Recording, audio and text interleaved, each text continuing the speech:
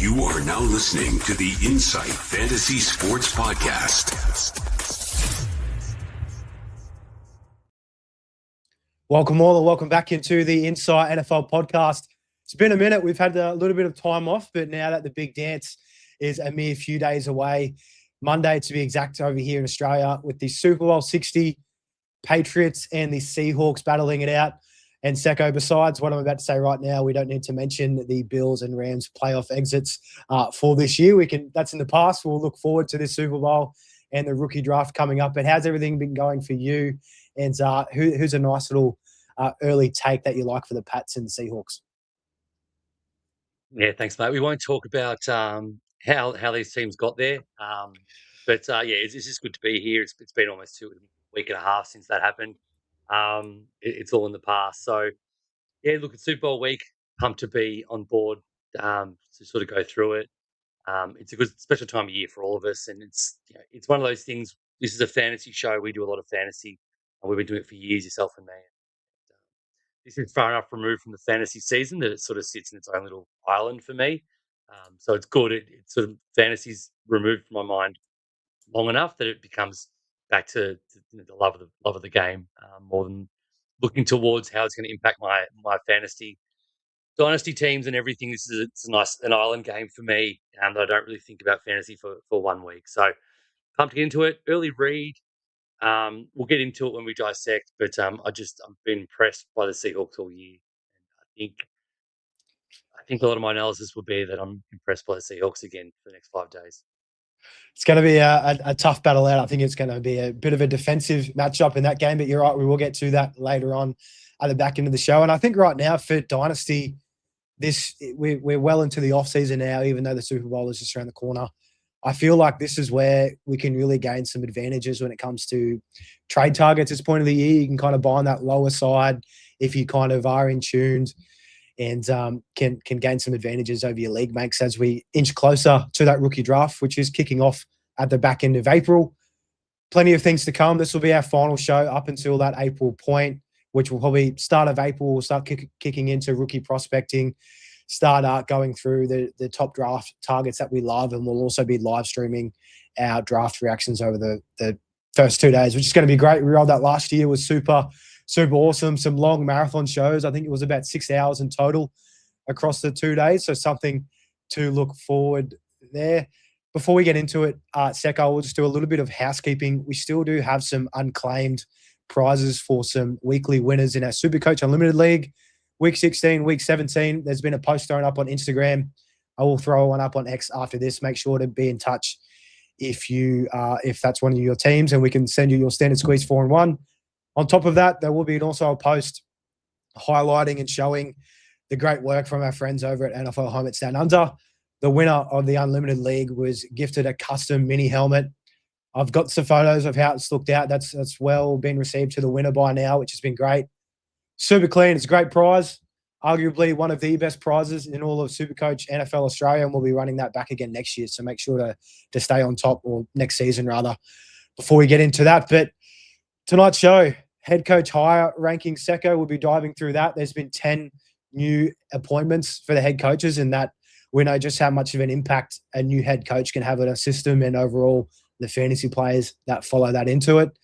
Let's just dive straight in. We've had so many of these guys: the Bills, Raiders, Cardinals, Steelers, Titans, Giants, Browns, Ravens, Dolphins, Falcons, all have a new head coach. Some questionable, some that we're happy with. I think just to elephant in the room in my shoes, I don't mind Joe Brady being appointed as the Bills head coach. Who stands out for you from this list that you like as a nice little sneaky or your favorite hire for the 2026 season? Well, it's like, look, 10 head coaches. It's a lot. It's almost a third of the league. It's a lot of movement, and there's I think in every sport there's not that many great candidates. I don't think there's 10 great guys waiting in the wings at any given time. But so there's going to be some duds going to teams. There's going to be some great teams. We will say it's not official yet because the Seahawks are still in there, but Clint Kubiak is looking likely to get to the Raiders. Not official, but we'll pretty much say that it's all but official, all but confirmed, pending probably Tuesday, Wednesday with that notification. But yeah, my favourite maybe it's a little bit, it's obviously Kubiak if he gets it, but taking him out of it, it's actually Kevin Stefanski. He's going to Atlanta. I think he was hard done by Cleveland, to be honest. He didn't do a lot wrong. He had a lot of things go against him. It wasn't his decision to get Deshaun Watson, as far as I know. Um, if it was, obviously he deserves to go. Should have gone 3 years ago, if that was the case. But two-time coach of the year in Cleveland, one as recently as 2023, 2 years ago. He gets to land in a really good spot, I think, for him, and a good spot for us as fantasy guys, especially if Algier goes and Pitts goes. It's going to be like the Rams were this year. Obviously, they got Devontae Adams, but if they can find another receiver, it's going to be literally Bijan and Drake London and Penix, getting the ball to them. So if that goes right, if Algier goes, it's wheels up. They could both be overall number one in their position guys. I think Bijan Robinson is locked in 101 anyway. But there's literally not a single draft that will go by where Bijan's not number one pick. With now Stefanski's there and Algiers gone. I was going to bring that up. Secko, as the next point was where does Bijan kind of fall into drafts this next season? And I'm with you. Very, very hard to pass up in as a 101. Great O-line, great overall offense that Stefanski's going to be bringing in, and hard done by. That could be underselling it while his tenure at the Cleveland Browns. Two-time head coach of the year award winner in his stint there. But yeah, that Deshaun Watson saga really handicapped him moving forward with what he could do. The cap, they've been struggling ever since. Browns could be a bit of a dumpster fire, but on page, Stefanski, hopefully Michael Penix can steer the ship. I think I saw something about Kirk Cousins potentially being released. Did you see that as well, or is that maybe that was something fake online? Yeah, no, he's a free agent now, so he'll definitely sign somewhere. It sounds ridiculous. He could even be a starter somewhere, I reckon, like somewhere that is going to draft a quarterback, for example. I don't know if we get picked up before the draft. Actually, it might be something that they pick up once they make the draft pick for a quarterback. But to learn from him, been around for a long time. He's been a bit of a high performer for a long time, and apparently he's really good with young quarterbacks. So he'll land somewhere. But Penix is the number one. It's clear there's no impediments there. And I really think Stefanski's the right kind of guy to maximise him. So I think it's a great hire. It's a great hire. And I might even just run through the list before we dive into any more. So I mentioned Joe Brady has joined up as the Bills head coach. He was their offensive coordinator. Raiders, Clint Kubiak, you mentioned. It's all but confirmed. The Cardinals have hired Mike LaFleur, Matt LaFleur's brother, and a part of that, Sean McVay tree. The Steelers going with another offensive-minded coach in Mike McCarthy. He's back from having a year off. The Tennessee Titans have hired Robert Saleh, defensive-minded head coach, but he's also brought in Brian Dable as the OC. That's going to be a nice little sneaky one. Probably my favorite hire of the lot, actually, which I'll leave for last, because the Browns have brought in Todd Monken, the OC from the Ravens. The Ravens hired a defensive-minded coach, which honestly don't mind. Jesse Minter played under both Harbaugh head coaches there. Dolphins with Jeff Hafley. And my favorite hire of the lot is New York Giants hiring John Harbaugh. I think the Giants have just been struggling the last few years, have not had a lot right. And in my eyes, I feel like this is their Super Bowl win. They've got a well-established coach, proven record of being a winner. Their culture needs a full revamp. That's what John Harbaugh is going to do. Now, bringing in Matt Nagy as the OC probably isn't going to be as appealing to some people as what it seems on the surface. But Matt Nagy, he increased Patty Mahomes' rushing yards well and truly above what was expected for this year.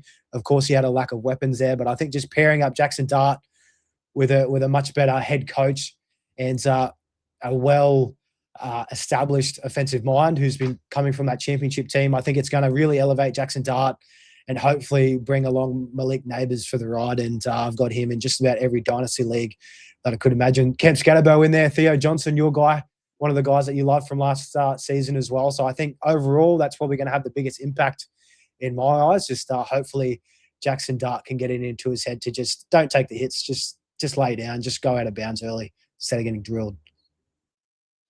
Yeah, it's funny. Like Matt Nagy, literally all the Matt Nagy stink came from his head coaching time at the Bears. Like he was never looked at, negatively as an offensive coordinator. And so he's back he's in the role. He's been back in the role at Kansas City for a while now, since he got fired. But it's the right role for him. He's a good offensive coordinator behind Andy Reid, who's calling the plays, right? But he does a lot of the quarterback coordination, if you will, and so they develop the plays. So I think it's not bad. He's not a head coach. He's not in that negative position where he sort of doesn't know what what his role is. He can just call the plays for them. And I think Jackson Dart, Malik Neighbours. Don't forget, he didn't have Malik Neighbours the entire year. So I think he gets a bit of a clean slate with a good coach. You said good culture. I think that's a great hire. I didn't want to go for it. It seemed like a bit of a cherry pick. No offense to you, but I left it for you to hit it out of the park. You nailed the analysis on that hire because it's stitch in the face. They need someone. I haven't had anyone since that old man Tom Coughlin was there, and they won Super Bowl. So it could be the right thing for them. More than happy to take the layup, so I'll be looking to do that all 2026. Now, Secko, let's go a little bit doom and gloom. Who's your least favorite hire? Like, who do you think is going to have probably the most negative impact for fantasy football as we look forward to 2026? Yeah, it's like I don't love going as negative as I'm about to go, but there's two clear ones. I'll go with the one that I despise this guy as a coach in general, and he did nothing to prove to me that he deserved a second shot at it. It's Robert Saleh, probably one of the worst coaching decision hires I can remember in recent history. He did nothing at the Jets. Yes, he got Nathaniel Hackett in, which ruined the team a bit, and Rodgers ruined the team as well. But he had no backbone there. He had no head coaching chops. He's one of those guys who's a high level, not even a high level defensive coordinator as well, which makes it worse. He's a defensive coordinator, and that's about it. And what got him hired was the fact that, and we spoke about it all year in our Supercoach shows, and Mav was the cheerleader of the 49ers defense hate wagon. This guy was the 49ers defensive coordinator last year. They were the worst defense in the league. How did he get hired? That's what makes it the worst hire for me. Least favorite hire is because he's done nothing to really boost his credentials from the first time he got hired and then got fired 2 years later. So it sucks for the Tennessee Titans. It's fast becoming the worst team in the league, which sucks because I've always been a bit of a soft spot for the Titans, going all the way back to sort of the Steve McNair days, showing my age here a bit, but always liked them. I just feel really bad for Cam Ward getting another subpar head coach. Luckily, he gets Brian Daboll with him, which I think is a good hire as an offensive mind, but I can't see him lasting more than 2 years. I'm worried about what happens to that franchise with him at the helm. I can honestly see it playing out as Saleh out the door in 2 years. Maybe Daboll steps in to that head coaching role. That could be just thinking about the development for Cam Ward. We saw what Brian Daboll did with Josh Allen at the gates after his first down year, really flipped things around. Let's see. And talking about the worst team and worst organization in the league, that'd have to be the New York Jets at this stage. So, but hey, Robert Saleh was there. We'll know if he does well in Tennessee. Then it's all just purely New York Jets, which we probably are thinking of anyhow. So we'll see how it plays out. They've got plenty of cap space. The draft is going to be a very big tell to see what direction this team is going to take. And I think for purely looking through a fantasy lens, for me, it's Jeff Hafley heading to the Dolphins. Really don't like this for all those players. I think Achane, Jalen Waddle, all those guys are just going to be, their fantasy values is going to drop heavily. That defensive-minded head coach, he doesn't really have much experience. He was a head coach in college, and he wasn't really too effective, for a lack of a better term. And on top of this, he's brought in Bobby Slowick. Bobby Slowick was the hotness a couple of years ago with his, I think it was the first or second year with CJ Stroud.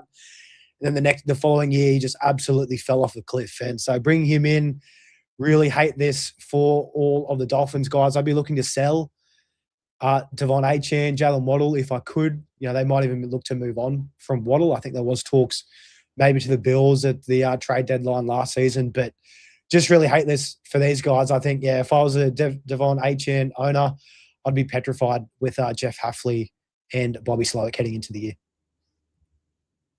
Yeah, this was gonna be my pick, mostly because of the Bobby Slowick pick. He was horrendous. He took a CJ Stroud he was with him that first year, but the way they changed the game plan, and the entire playbook was changed, and it just made him a negative quarterback. He wasn't given the license to really attack down the field as well, and it was a real slow game plan. I can't see it changing in Miami. Yeah, it's Tua's gone. I don't think Achan's going to have the value that he had. If McDaniel got a lot of heat.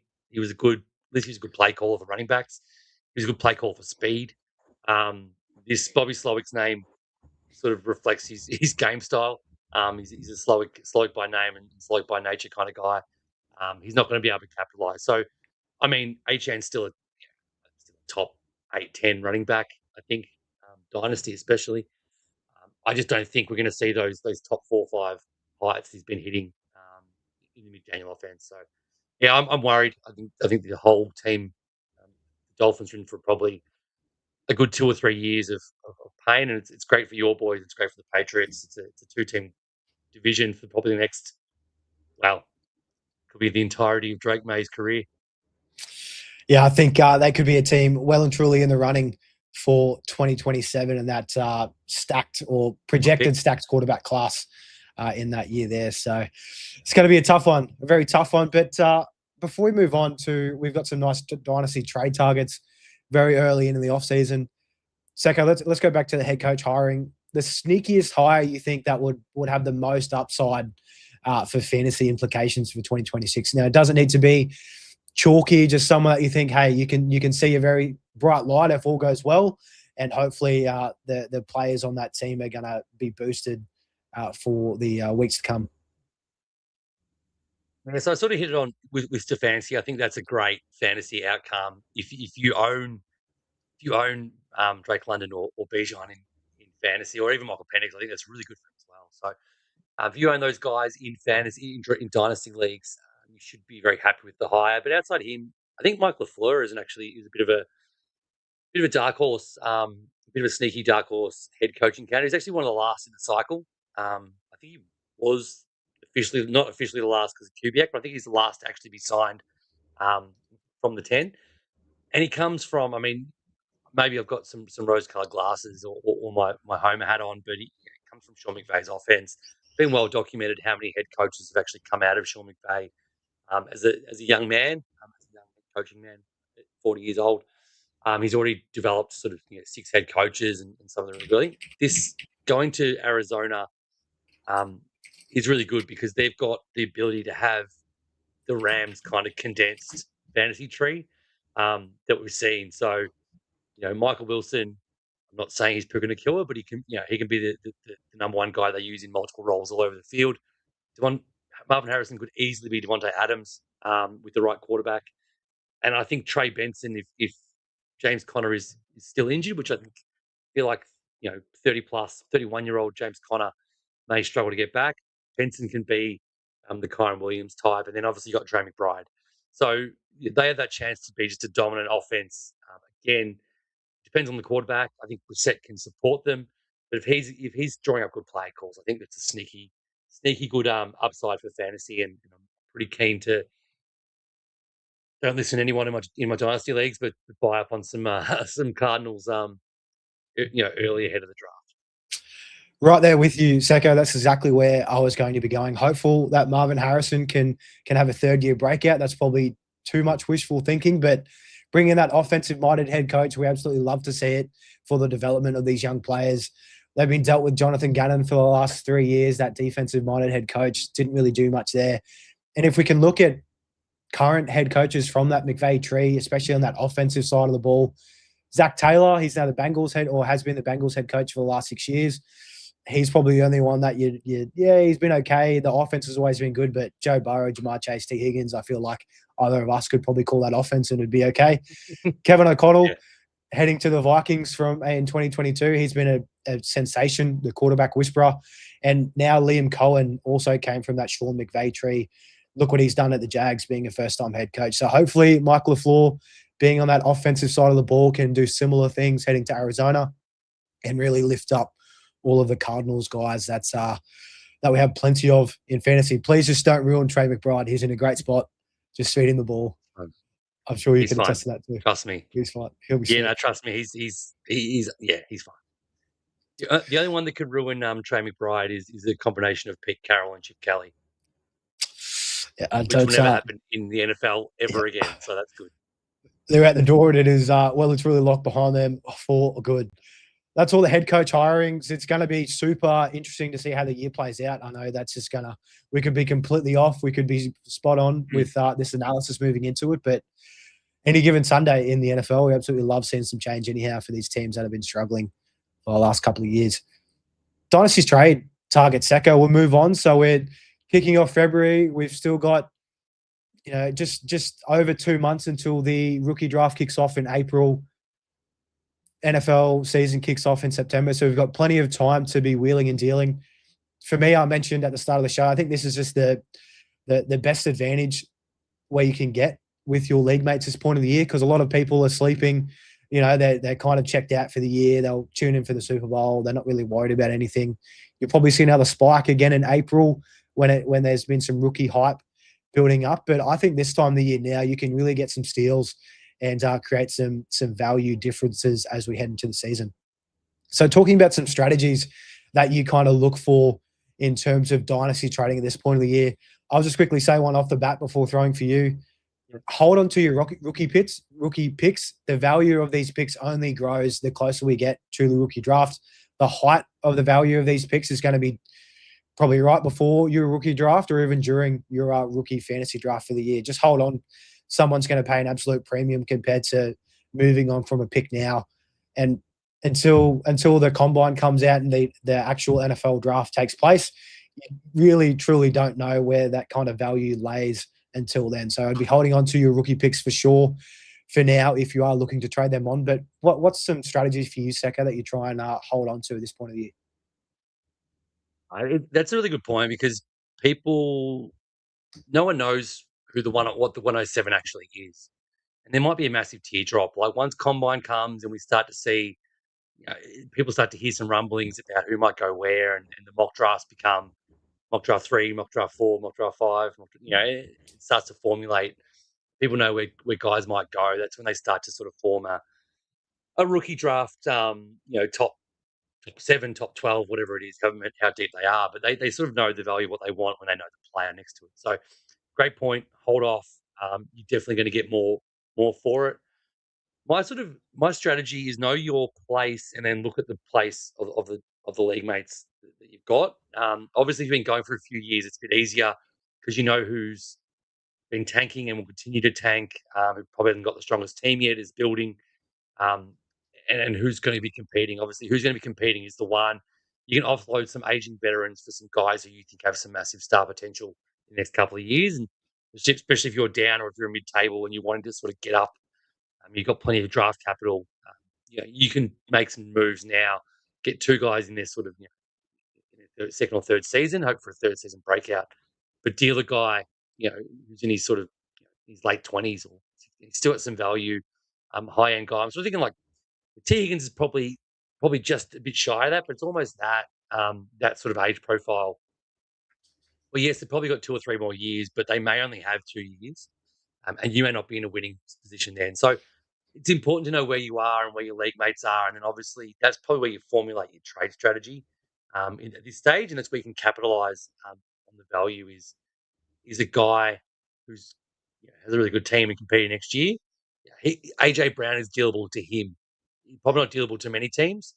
Dealable to the team that's got that's ready to go next year. So that's a massive strategy. You want to be getting young guys into your team for aging vets if you're on the way back up. So, but yeah, you don't want to move too many of your picks, too many of your draft picks, and you're not maximizing the value unless you are seriously getting a value for it. It still does apply. If you know the value of a pick and what it's going to be in 12 weeks' time, that's cool. If you do capitalize on that, you still capitalize on that. But you want to be pretty sure, because trust me, the value will go up in 8 to 12 weeks' time. Big fan of that one, Secko. Something that I try and do with each of my leagues this point of the year. Just reflect, get a good bird's eye view, take off your unbiased glasses. You know, it's always good to think that your team's going to be competing, but just have a look, reassess your leagues. If there's a group of guys up the top and you're plenty of pieces away, look to adjust your strategy leading into the year. Then you can start making some proactive moves and hopefully gain some advantages throughout. But when it gets down to April or the start of April, once we come back, we'll be running probably a couple of mock drafts pre-NFL draft once we know the combine results, once we have a better feel of where we think players will kind of go. We'll do another mock draft after the NFL draft once we know the landing spots. It's going to help assess, the tiers of each round that we kind of have and really help put a nice value to those rookie picks. So hang out for then when we're back on deck in April. But Dynasty trade target Secko, we've got a couple each for you all. Kicking off with one for me and something that we didn't mention during the head coach hiring cycle. This new guy for the Chargers, Mike McDaniels, he's been signed on as the new offensive coordinator. We know he was the head coach at the Dolphins for the last 4 years. First 2 years were brilliant. They were absolutely humming. Tua was the passing yards leader for one of those first 2 seasons. Of course, they had some good pieces around them, but the offense as a whole was great. But you could kind of tell the last year or two of Mike McDaniel's tenure as head coach kind of lost the locker room. Tua wasn't really bought in. There was chatter from Tyreek, people not showing up.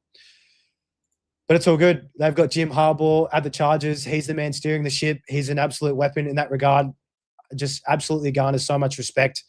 And Mike McDaniels, in my eyes, is just an absolute whiz when it comes to an offensive play caller. And joining the Chargers, all of these weapons around him.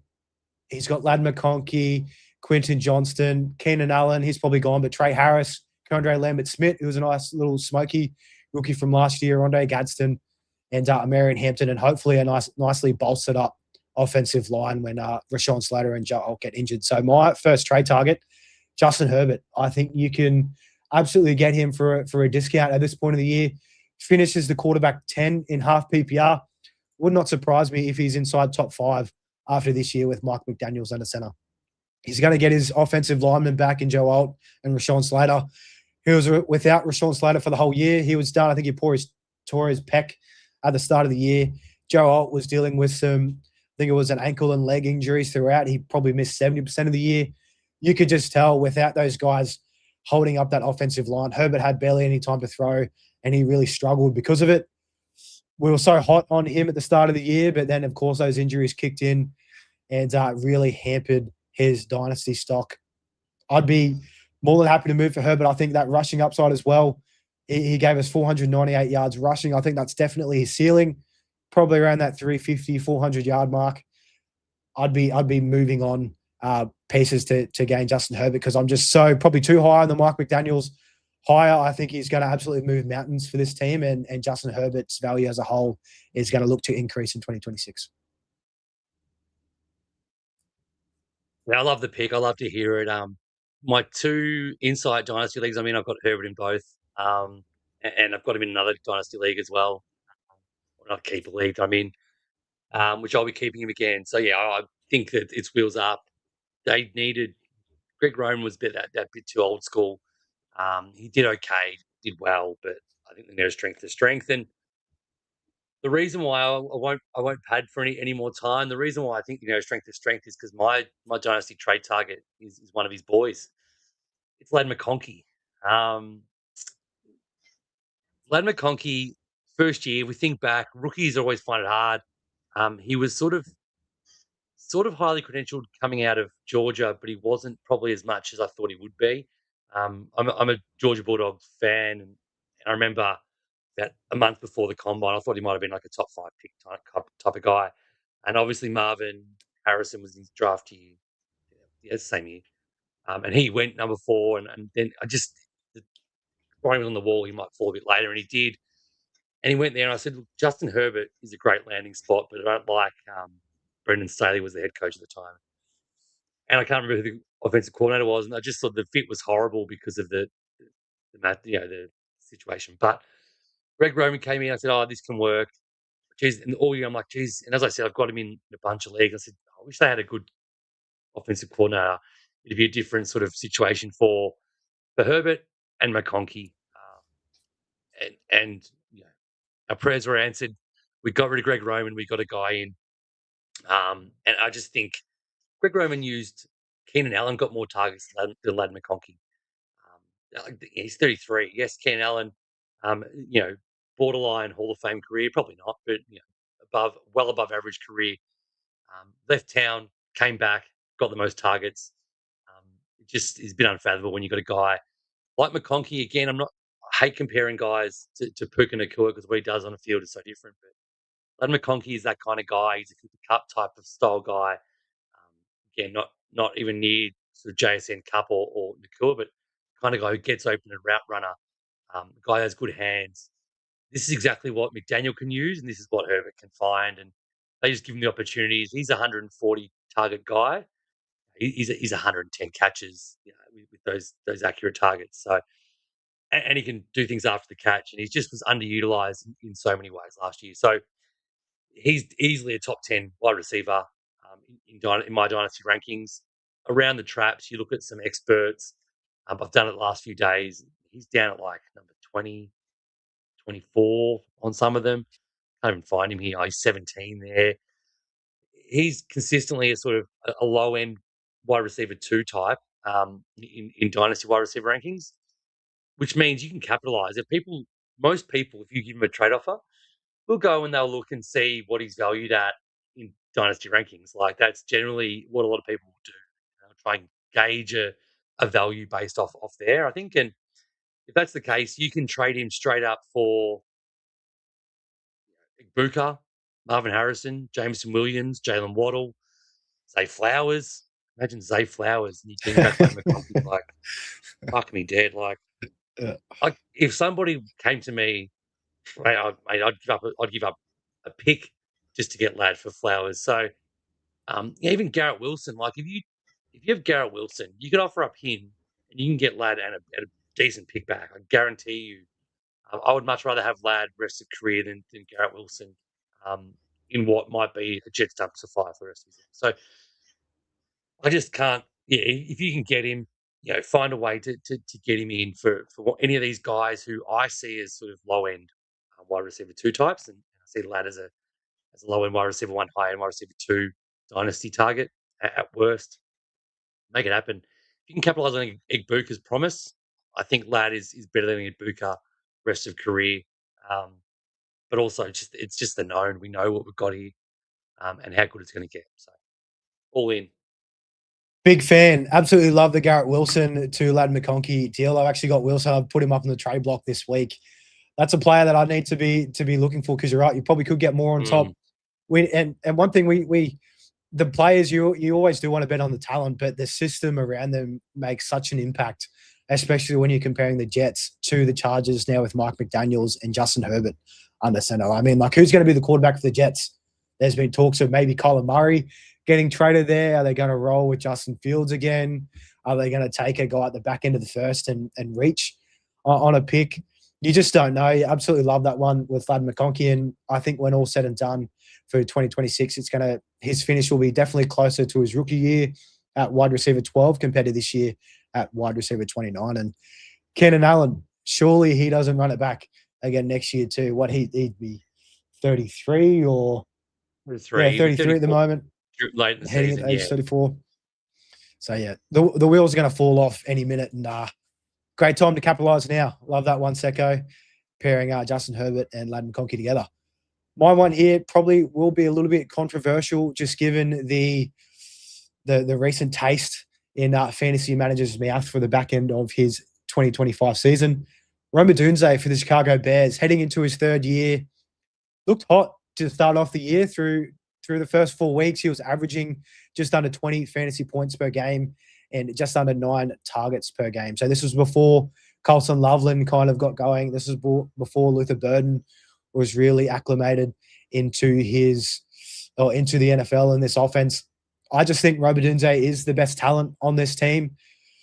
Probably Colson Loveland's probably a close second in terms of receiving talent. I could have that the other way around here, but I'm still super high on Rome Odunze. Heading into his 3rd year, he was the 9th overall pick back when he was drafted. came in the league very young, only 21, and just seeing what Ben Johnson has been able to do with this offense and how he's developed Caleb Williams, I think there's ways to grow in this pairing moving forward. Roma Dunze has been with Caleb Williams. That was that same draft class coming in. And I think now you can just get Roma Dunze for the absolute cheap.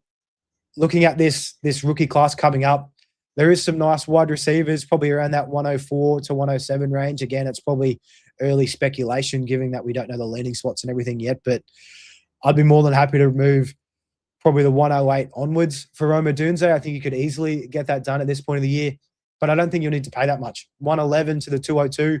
I got a deal done for the 111 in one of my leagues. I think that was well and truly willing to take that punt on the talent and also that system that surrounds Roma Dunze. DJ Moore's probably going to be there for another year, given his contract. They just owe him so much money, but he wasn't really used that much. And if Roma Dunze can just stay healthy, I think the sky's the absolute limit for him and the Chicago Bears under Ben Johnson and also Caleb Williams, who has taken a massive step forward in year two. I love the pick. I love the guy. He started strong. I had him in a bunch of places, and it hurts. But 5 touchdowns in the first 4 games. Caleb looked for him. He had some of those weird injuries from memory as well. It's put him back a bit, but he's still young. He's still 23. He's got plenty of time to. He's not even at his peak yet. He's got plenty of time to get good. And I think Ben Johnson, they're overachieving this year. Generally means that they'll be good again for another couple of years under that coaching regime. So Caleb Williams has proven that he isn't a bust pick, which is great. It's the first sort of mark you want from a number 1 pick these days. It used to be the opposite. It used to be, they had to be a Hall of Famer out of the gate. Sort of Peyton Manning sort of ruined them all for number 1 overalls, but now it's just make sure they're not an absolute bust, and then work off that, and hopefully they become good. So he's got years. Remember, Dynasty, you got to put your hat on that. It can be their whole career. Like you don't have to move them ever. It's not like a keyboard yet they usually decrease in value or become more expensive. They just sit there.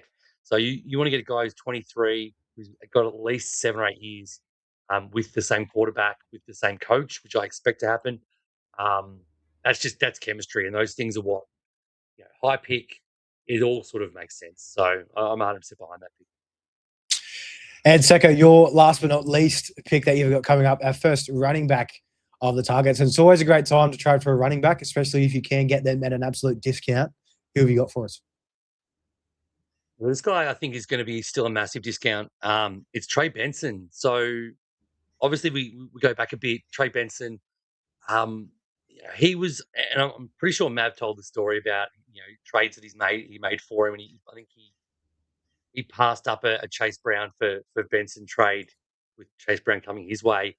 But that's where he was sort of being considered when James Conner went down. And yes, Chase Brown had a bit of a bad run, and there was still some Jake Browning involved, I think, then. Trey Benson was being considered a sort of a mid high end running back 2. And we spoke about it in the coaching hires section. Michael LaFleur completely changes the outlook from Drew Petzing, who was the punching bag of all offensive coordinators in the league, and Jonathan Gannon, probably the punching bag of head coaches, really. Murray's gone. I think James Conner, 31, off another injury. We spoke about it all year. Hold Benson until Conner gets injured. It didn't happen in 2024. It happened last year. I just don't think this guy is going to be back. We see all these guys, 30's the cliff. This guy sort of outdid it, or 29's the cliff, really. He outdid it in 2024. We thought he'd be done. He finally did. I think he's just not coming back. So Benson's number 1 guy. It's good offensive mind, good offense. I just think it's wheels up. He went at 5.5 yards per carry in his short time, while he was playing for it, injured again. Then he could have come back. If they were in the hunt, he would have come back. That was the hardest thing owning him in Dynasty and redraft, is that if they were any good and they hadn't have lost all those games, he would have come back around about week 12, I think 11 or 12. They held him out. We thought they might bring him back to see what they've got. They didn't, which means they know what they've got. They didn't bother trying to see it. They put him on the shelf and said, come back next year when we have a new coach, a new quarterback potentially, and just a new outlook on the entire league. So I think he's just the locked and loaded number one for them. You can buy him as if he's a backup. People are still going to think Connor's the main guy. He was injured early enough that he's not going to be out for the season. You can honestly, you get the right guy who thinks that Brenson's a backup for his team, for a team that just went 5-12, whatever they went. You can get him for a late pick, a pick you're not even going to really want to use in a rookie draft, third rounder. You can just try it. Third rounder and a throwaway guy like an Ollie Gordon or someone who's not going to move the needle for you. You'd be dropping anyway early in the season for some players. So yeah, I think it's a great pick. You can trade on a guy who's not an RB1 and potentially get an RB1 for his team. And all things go right, an RB1 for fantasy. Final thing I want to say, guys who Trey Benson is younger than: Cam Scatterboo, Woody Marks, Kyle Monongai, Blake Corum. Younger than all those guys. All those guys except Scatterboo have a veteran in front of them. They have to sort of get past officially. I think Benson's past that guy. He's younger. Offense is as good as Houston's. If you can get Woody Marks I think you can get Benson from Woody Marks and get something because he actually had a good end of the season. So same sort of principle as Garrett Wilson, except you're giving up Woody Marks. It's not really, you're not giving up a stud. So yeah, I think Trey Benson, maybe I'm too high on him. I think this podcast as a whole has been a bit too high on him over his career, but I'm happy to keep going because he's 23. He's got clear running as the league guy, and I think it's going to be a much improved offense this year. We are massive Trey Benson guys here at the Inside NFL podcast. I know as soon as he was coming out, all the talent's there. It was a good landing spot at the time. He just needs a good opportunity. He needs to stay healthy, and hopefully that is in year 3. I think when it's all said and done, Secko, comparing this draft class and where they finish in their rookie year in their running back position compared to where Trey Benson could possibly finish at the end of this year, it's going to be night and day. Could be a little bit scary. And with the Cardinals, I think they have a top 4 pick currently. They've been projected in all the mocks to get a new offensive lineman. So that's just going to bolster up Trey Benson moving forward as well. So it's a great one. And for a late second or an early third, very, very easy deal to get done. So they are our Dynasty trade targets there. We will have some more come out again when we kick back in April. We'll have some more short form videos with other Dynasty trade targets. We'll be in the lab cooking for the next couple of months. I'm sure we'll be wheeling and dealing to that point, and we'll be throwing some more stuff out there. Super Bowl 60, Secko. We'll dive into our preview and predictions for this one. We mentioned at the start of the show, it is tough not seeing either of our teams. That was my pick at the start of the playoff bracket, the Bills versus the Rams. I thought they were just both the best teams on either side. But any given Sunday, anything can happen. We've got the Patriots led by second-year Drake May under helm. He would be the youngest quarterback in NFL history to win a Super Bowl if he does get the job done. And we've got Seahawks with Sam Darnold with what a story he's been. Absolutely nothing for the first 5 or so years of his career. Hamstrung by the Jets organization, drafting him and not really knowing what to do with him. Being bounced around, finding a home in Minnesota last year, taking them to I think they took them to the playoffs. They got bounced out in the first round, or they might have fell short at the back end of the year, but 14 win season nonetheless during the regular season. Signs with the Seahawks on a well-valued deal at 3 years, $100 million. I think it worked out to be, and he's the favorite heading into the Super Bowl here. If we can kind of look at both these teams here, I think the defenses are probably more stronger than the offenses. We could probably say on for both sides of the ball in this one. Seahawks are currently 4.5 favorites, and the over or under is set at 45.5. So plenty of ways that this one can kind of go out. I think it might be a bit more of a defensive snooze fest, just given the caliber of the defenses. But how do you kind of see this one playing out, Secko, for Super Bowl 60? Yeah, it's going to be good. Look, I've just funny you mentioned Sam Darnold's history and how he wasn't given the best run of things in New York. So he got drafted in 2018. Todd Bowles was the head coach, who obviously went on Tampa Bay. I've just lost the name of the offensive coordinator. I've never heard of him before. Jeremy Bates. Jeremy Bates was his offensive coordinator. Fair to say Jeremy Bates didn't go on and do anything great as an offensive mind in the league. Then the next season, the Todd Bowles got the ass. Adam Gase was his head coach with Dow Loggins as his offensive coordinator. And they stayed for another year and he got sacked halfway through the year. So his 3 years in the Jets was Adam Gase, who was the butt of all fantasy jokes and real life jokes. And Jeremy Bates was calling plays for his year. So not a surprise it didn't work out. The good news for Sam Darnold is that he went to he went to Carolina, which was obviously a shit fest. It was him and Baker backing up someone, Andy Dalton, I think. Someone terrible. Teddy Bridgewater, someone. And it was a Someone joke at bad. the time. And then he landed in San Francisco. And that was the best thing that happened to his career. He went under Kyle Shanahan and then obviously KOC saw what he could be. Worth noting though, Sam Darnold's been to a Super Bowl before. So he's got the experience that no one else has. He was the backup for Purdy 2 years ago. All that being said, I agree. I think defensive struggle. I think the Seahawks are good enough to win and be sort of up the whole game. The Patriots haven't really wowed me of late. We can probably throw out that snowball game in the championship. Probably doesn't count as an analysis. They obviously spanked the Chargers, but yeah, I just haven't been wowed on offense, and I feel like against the Seahawks, they're going to have to do it on offense. They're not going to. I think it's going to be a 10-7 or a 13-10 kind of game. Someone's going to have to score probably 20 plus to win. And I feel like the Seahawks are the kind of team that can do that. Partly because they're a three-phase team. They're one of the true teams that has a really good offense, an elite defense, and an elite special teams unit. Returning kicks and punts. The punter is great. He's an Australian guy, another Australian in the Super Bowl, which is awesome, Matt Dixon. And the kicker's the best kicker in the league. So he doesn't miss. So they're one of those true three-phase teams. They're actually offense is probably their worst strength. And they got the offensive player of the year. So go figure. And the final thing I want to say on the offense is we shit canned it all year.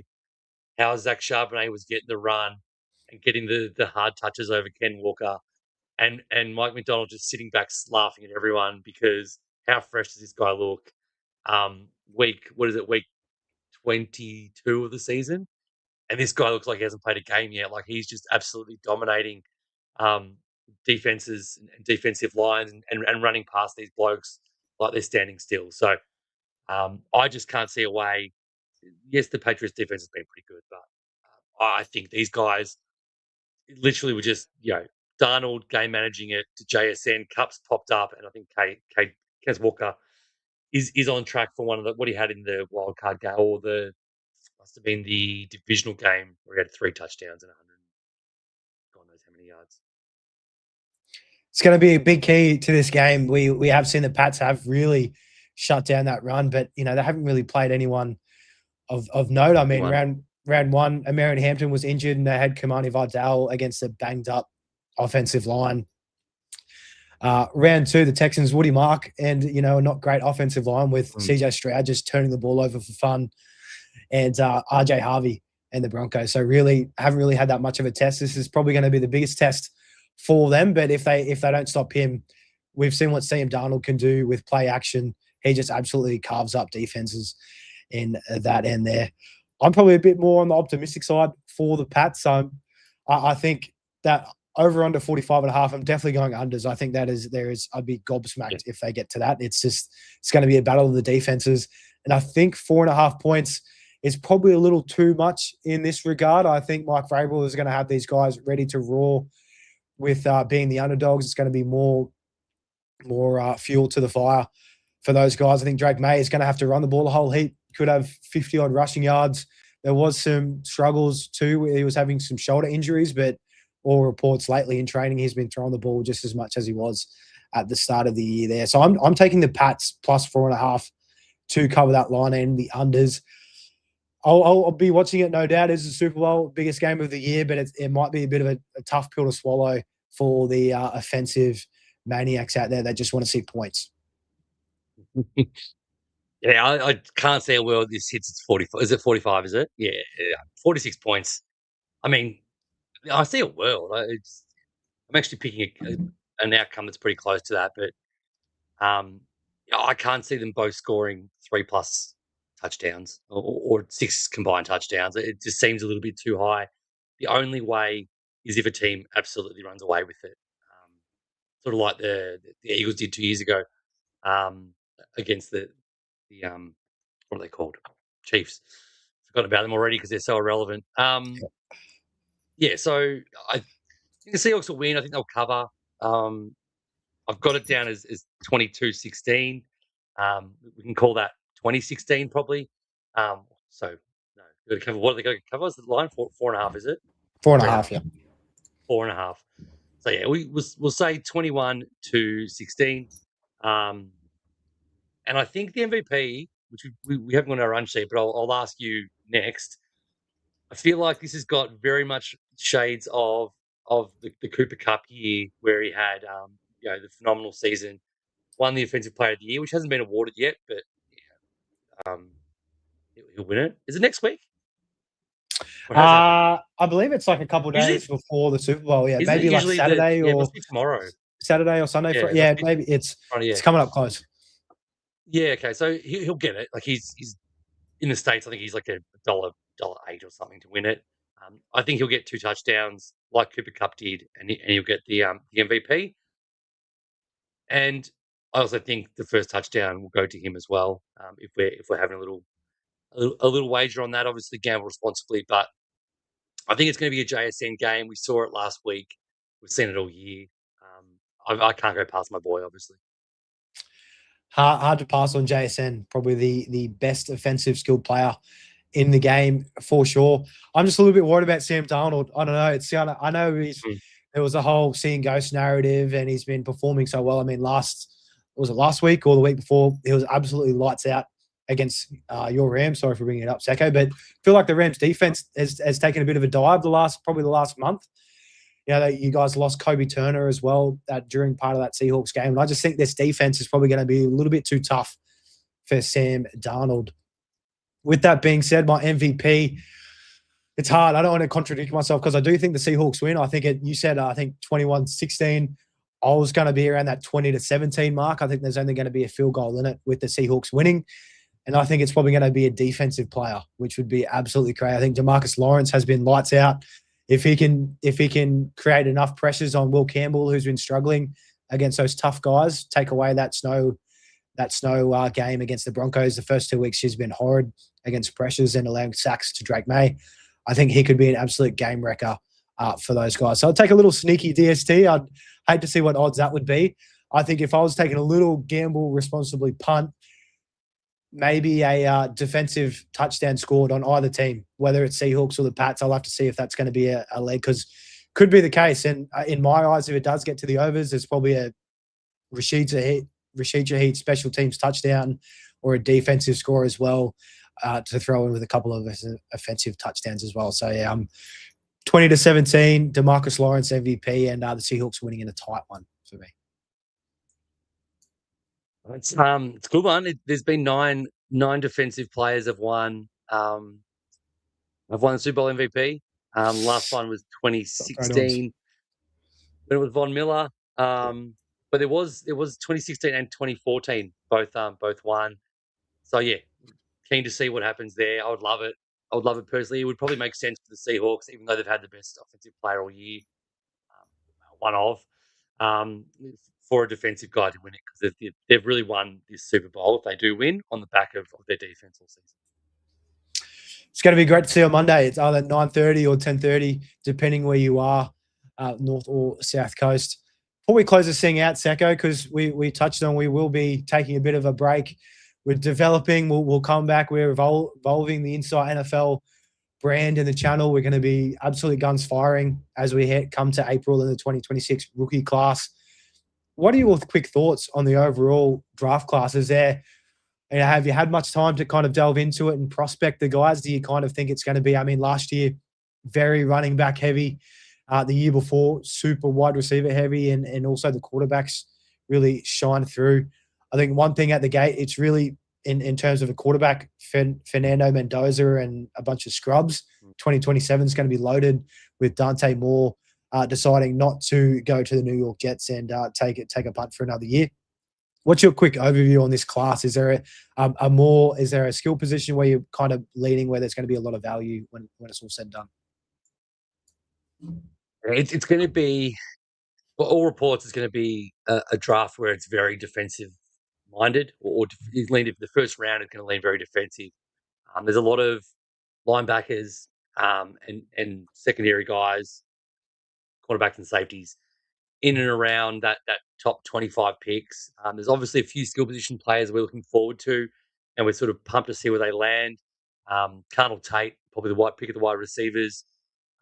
If he goes to the Giants, and it's sort of Malik and him, yeah, it could be a lot of fun if that happens, and that's sort of what has been speculated around. Obviously, Jeremiah Love is the best running back in the class.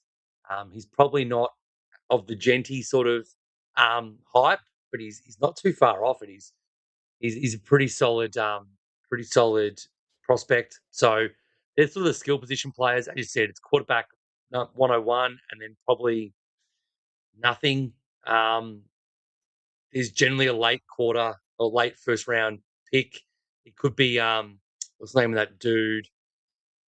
Oh, I've forgotten his name now. He's got a really weird name. It's Ty Simpson, but there's another guy who Mackay. Oh no. Oh yeah. There's someone might reach for him. Shambliss or something like that. Shabliss. Yeah. I can't remember his first name. It's pretty weird, but yeah, it's Shabliss. Chablis probably it is.